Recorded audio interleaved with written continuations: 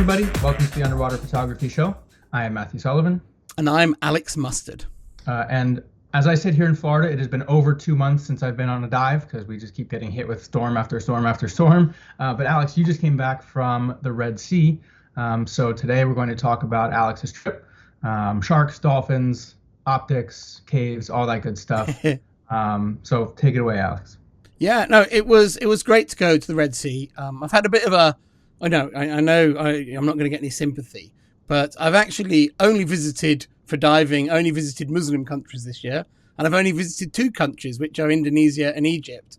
And I'm actually, I've run 4 workshops in Indonesia, and I will, by the end of the year, run 4 workshops in Egypt. But this Egypt trip was a little different from the normal ones I run, in that this one we went to southern Egypt, and the diving is very different from what we do in the north. The north, it's big, spectacular reefs, lots of soft coral, lots of schooling fish, amazing shipwrecks, and all that sort of stuff. The southern Red Sea is really very different. The reefs there are very attractive, but they're much smaller, generally, certainly the ones that we dive. They have a mixture of different environments on them. One of the things that really attracts us is that many of the reefs are cut with passageways, canyons, caverns in them. And those caverns have amazing beams of light in the middle of the day. It's, you feel like Indiana Jones all day as you swim down these corridors with beams of light that you're exploring. And some of the reefs have really extensive canyon systems. In parts of those canyons, there's amazing soft coral.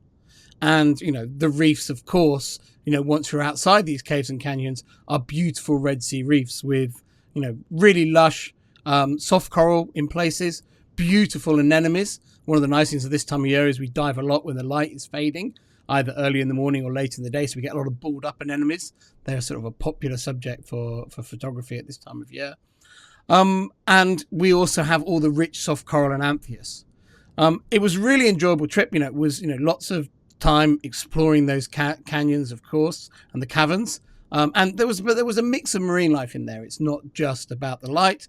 You get the chance to encounter the odd shark in the canyons. You might encounter a turtle or that sort of thing. And it's just fun photography, all about light, really good for sort of educationally. I like teaching underwater photography in the canyons as well, because it's much, much darker than the normal reef. So it pushes people way out of their comfort zone on settings. And I think that's really good for people as well, because they learn that, there isn't just one set of settings for underwater photography. And in the caves, you can't give people jump settings, because the deeper they go in the caves, the darker it gets. So there's people have to figure it out for themselves. So it's a very good teaching environment and very photogenic when people really nail the shots. I think the only sort of sour note on the trip was that actually there was quite a bit of bleaching on some of the reefs. That didn't really affect the marine life. The water temperatures have now dropped right down. So we had, really nice schools of fish. We had some interaction with mantas on some of the dives. Mantas aren't common in the Red Sea, but there's a few. There's a little group of oceanic mantas that hang around some of the offshore sites. They're not that big yet, so you don't think they're oceanic mantas, because they're kind of smaller than a lot of reef mantas you see, because I think they're a relatively young group that are growing up. But they are fantastic to see, and I love oceanic mantas. They're definitely the best fish. So all the normal sort of Red Sea marine life was out. There were signs of bleaching if you look for them. But, it wasn't, I have to say, we're taking a group of photographers there. People did notice it, but it wasn't until I was really pointing it out that we talked about it a lot. And I made sure people knew about it and noted it, because also people want to photograph things like that these days as well and be able to tell that story. We had a lot of fun with the dolphins. There's a dolphin reef in southern Egypt called Sataya Reef, and it's definitely, for me, the best place to swim with spinner dolphins in the world. The spinner dolphins are small and friendly. We go there at dawn, early in the morning. They hunt at night, the dolphins, and they come back to the reef in the morning, and I think after eating, they're full of energy, and they have a good play and quite a bit of sexy time together. And we have fun, swimming with them at that time. But I always sort of stop the group when they sort of are obviously going into their sleep mode. And their sleep mode is when they kind of sink down as a group and swim very parallel to each other. And you can see that they're not really there. And that's when we stop it. They sort of swim as a group, come up as a group, go back down as a group. The main attraction of the trip, though, was definitely the Oceanic whitetip sharks.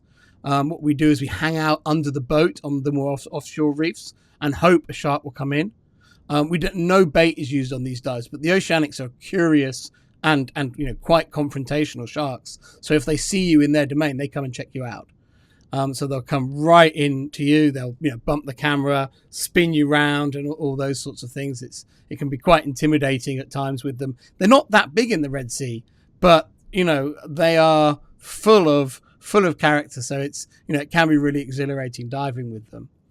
I think and they're very different from other sharks. The fact that they have this confidence. Anyone who's spent time with sharks finds them instantly unnerving because of the fact they look at you and then they come to you. It's not like they look at you and go the other way. So it's a lot of fun shooting those, and we just hang in the shallows under the liverboard and have nice encounters. And they do tend to go around the group and check everyone out. So if we spread out, they kind of go diver to diver through the group. And the trick I always say to everyone is, once the shark has passed you by, remember you're now modeling for the next person because you're in the background of their shot as they go to the next person in the group. So that's a lot of fun to shoot them. I was keen as well, and you mentioned it in the introduction, to talk a bit about the lenses. And we had a lot of the Nauticam wet lenses on the boat. I actually took a photo of them, which was quite fun to have so many together. I had to go around and ask everyone, do you mind if I take your lens off your housing? Quickly take a photo. And then I realized when I stacked them all up that not all of them were named. So by a process of elimination, we managed to get them all back to the correct owner. But I didn't check that beforehand. I just assumed they'd all be named. So that was a bit of fun. For me, though, I took both the WACP and the FCP on the trip. And it was a really interesting question that comes up a lot is, do you need to own both? And the word need in there, I would say no one needs to own either of them. But I have to say, I do like having both. And I did like having both on this trip. And I think the best analogy I can give is, you might own, say, as a Sony user, a 28-60, but you might also own a 50mm lens for portraits. And no one sort of questions whether you should own both of those, even though they have overlapping ranges. Because when you put that one lens on, it tends to force you to shoot in a certain way. And you put another lens on, it tends to force you to think and shoot. And certainly with an underwater zoom, I would say that when you put an underwater wide angle lens on, your default position is to zoom it to the widest and try and get as close as possible to subjects and fill the frame with what you've got. And then if you can't fill the frame to how you want it to, you tend to zoom in. And so when I shoot the FCP, I very much shoot it with fisheye as my first thought. And then I'll zoom it in for variations. With the WACP, I shoot it with that 130-degree wide angle as my first thought. And so I take very different pictures of with the two of them. I tended to bias more towards the WACP on the shark dives and more to the FCP on the reef dives. I did take my Nikonos 13mm as well, so I was using all three. But I really enjoyed that. I took the Marilux Apollo 3 strobes to try for the first time on this trip, and we'll do a separate episode on that because I think there's quite a bit to say about them. And I also took the Backscatter HF1s as well, the hybrid flashes as well. I thought those would be good for the big animals, and also I thought they were probably the nearest competitor to the Marilux strobe. So it was good to put the two of them down side by side and have a chance to use them. I think you learn a lot about a strobe when you use it. You also learn a lot about a strobe when you switch to another strobe afterwards, and you realize what you're gaining and what you're losing. And I think that was really interesting. But I won't spoil that review at all by getting into it now. But yeah, I really enjoyed that aspect. I mentioned as the video was running before that about the coral bleaching. And that was, for me, definitely a sad aspect of the trip. So Egypt is quite a long way north, although it's a desert climate. The Red Sea is a surprisingly northerly coral sea and therefore surprisingly seasonal coral sea, and doesn't usually suffer too much with bleaching because it actually gets quite cold in the winter and therefore doesn't get too hot in the summer because it's been cold through the winter and therefore usually stays within range. Certainly the northern part of the Red Sea where Egypt is. But last summer they had unusually hot weather, and it caused quite a big, at the end of the summer, it caused quite a big bleaching event. And it's received some news, but it hasn't really got that much news because actually the summer is probably the lowest dive season in Egypt because it's too hot on land. So people don't tend to go there on holiday very much. And it's actually in the autumn as it cools back down again that the tourism starts. So people are only really noticing this bleaching now. And so it was pretty sad to see. I would say that on a lot of the reefs, about 80% of the corals with zooxanthellae in had bleached. So it was a mixture of hard corals and leather corals, things like that. And about 80%, so it was quite a high bleaching rate, but the mortality rate was much lower. At the moment, there'd been quite a lot of fire coral that had died, and quite a lot of branching acroporid corals had died in the shallows. But most of the other corals were still alive, just bright white at the moment. But the water temperatures now are they're 4 or 5 degrees below bleaching temperatures. So in terms of temperature, I think the corals will be okay now. It's just as long as they can reacquire zooxanthellae quickly enough to be able to get enough food to survive it. And as long as they do that, I think they'll recover this particular event. But it was a worrying state of affairs that a reef that's so far away from the equator is bleaching. Sorry, I've been monologuing a bit there, but I thought I'd tell you all about the trip. It's interesting that Egypt seems to be suffering more this year, because last year in Florida and a lot of the Caribbean, there were pretty horrific bleaching events. And then the anticipation was that this year was going to be even worse. And as far as I can tell, that doesn't seem to be the case. So I'm hopeful that they have somehow recovered. They've somewhat recovered. And that, last year, I mean, obviously it's not an anomaly because temperatures keep going up, climate change, all that. But that at least it wasn't a steady progression of really bad last year to catastrophic this year. It seems to have kind of reversed itself a little bit. And that's one of the things that, it's a good and a bad thing how sensitive some of those marine ecosystems can be, because, they can recover really easily. But then if things change just a little bit, they can, they can be tipped over the edge and not necessarily come back. But, hopefully the Red Sea spots are, like you said, it just takes a little bit of a cool down for them to be able to recover. And so hopefully they do that pretty quickly and easily. Yeah, I hope so. And, there has been some evidence in the past that corals that survive bleaching are more resistant to future bleachings. So, and, there is also work about the different strains of zooxanthellae, and that there are ones that are more resilient to bleaching. And maybe after an event like this, the corals may well have more of the resilient ones. But, who knows? Hopefully there can be a positive side to it. What is, I think, quite interesting about it is that, I went with a group of photographers. They're all pretty knowledgeable. They all know a bit about reefs. Not many of them were really that aware of the bleaching on the first few dives. I guess they're, busy trying to take photos, figuring out their camera. For me, as soon as I went in the water, it was obvious to me, but I know the reefs very well. I know exactly how the corals would look. But, even very experienced photographers were, I was showing them photos of bleaching and different things, and to point out what they should be looking for. And people would say, oh, what color should that be normally, and things like that. So it's amazing. We still had fantastic diving, and for many of the group, I think, or for certainly a proportion of the group, had I not talked about the bleaching, I'm not sure they would have necessarily noticed it. Which is just to say that although coral bleaching is very bad news for coral reefs, it's amazing how often it can pass under without really being noted that much. And people don't start, and once they start looking for it, they see it everywhere. But if they haven't been told to look for it, it's amazing how they're so busy looking at the turtle and the manta and the shark that's trying to bite their dome paw that maybe they don't look at the corals so much. But we were out in the blue quite a lot as well. So yeah, I mean, that's one of the advantages I think Florida has here is a lot of outside of once you get north of the Keys, which is where a lot of that bleaching happened last year, all the reefs are deep. So the water down there never gets all that warm. Yeah. So it is a pain sometimes to dive them because you can't dive shallow reefs here with nice light. But it means that they're staying away from any sort of the bleaching dangers, at least for the foreseeable future, because they're so deep. And then blue heron has almost no coral growth anyway, so you don't have to really worry about it there. But yeah, and I think that's also kind of, they got a similar situation in Egypt in that, the coastline is quite long north to south. The temperature does drop quite significantly as you move north. And I think the northern areas haven't, had some mild bleaching, but the corals are mostly recovered now.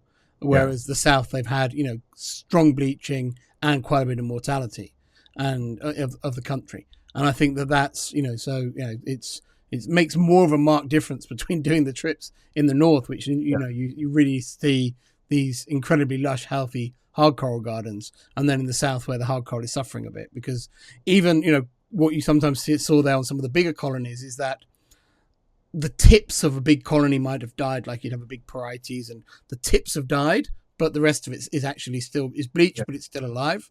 And there's, hopefully it can regrow over itself again and recover from that.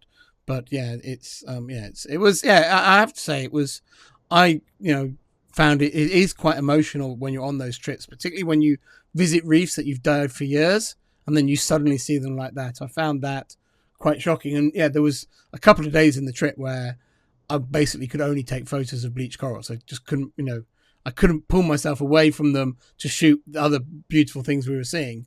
And then after a while, and then, we visited some sites that were in better condition, or, had less bleaching. And then I could really get into shooting the beauty of the Red Sea as well. So let's end this on a happier note, though. Yes. What was the single coolest experience on the trip? I've learned down the years to have very nice encounters with the Oceanics. And the way I do it is I use, like any predator, they like to chase something. So what I do is when they're approaching me, I hold my camera out at arm's length. And then as they come close to me, I pull my camera back. So I'm not moving, but my camera is. And they love that. And so they latch onto the dome. And then I can basically spin round in a circle, pulling my camera away from the Oceanic. And the Oceanic will just spin round with me and stay with me. And I've got this Oceanic on my dome port, and I'm just, I have to keep stopping to make sure that I keep its tail in the shot, but I just tend to shoot blind and just spin around with an Oceanic attached to me, taking loads of pictures. And that's lots of fun. So yeah, I really enjoyed doing that. One thing I did want to comment on, and I forgot, so I'm glad we talked about the Oceanics again, is you said that most sharks, if you look them in the eye, their instinct is to kind of veer away from you, or they're like, oh, they see me, and they swim the other direction. I haven't actually swam with Oceanics, but obviously they have that reputation. But I've had one experience with a shark like that, which was here, and it was a 12-foot dusky shark. Mm-hmm. And normally duskies are pretty shy, and this one was big enough that it had no shyness. But it was one of those things where, like you said, you make eye contact with it, and it's like, oh, and then it would come right at you. Mm-hmm. And normally with most sharks, if they're coming at you, you can kind of shove them out of the way, and they'll swim the other direction. This one, I tried to push him, and he didn't move, I went backwards because it was so big and bulky. Yeah, but that's kind of how it was. He was behaving like a big Oceanic, where he would come and check every single person out. He would bump you, and there was and that's a big shark as well. Yeah. The biggest dusky shark I've seen. Like you said, it was confidence. Like it had an Oceanic type level of confidence, which was a bit unnerving, but also really cool. Yeah, and the Red Sea ones are not that big. But they are full of feist. Yeah. And there were plenty of times where we need to get out now. yeah, for sure. And we use zero bait. There's no, the boats are really strict now. No food gets thrown overboard. They're just like that. They just come in. Yeah. Yeah. Everywhere that people say they die with them, that's how they say they are. Is they're one of the few sharks that seem to seek out people. In the water. Like you said, they're a pelagic it's not so much people. They investigate anything in the water. Yeah, exactly. They're a pelagic species. If they see something in the water, they have to go check it out, because who knows the next time they're going to see something in the water. But thank you guys for watching. I know we covered a whole lot of ground there with regards to the Red Sea. Hopefully you guys enjoyed it. And I, for one, am looking forward to seeing your pictures from the trip, Alex. But with that, it seems like a good time to wrap up, and we will see you guys next time.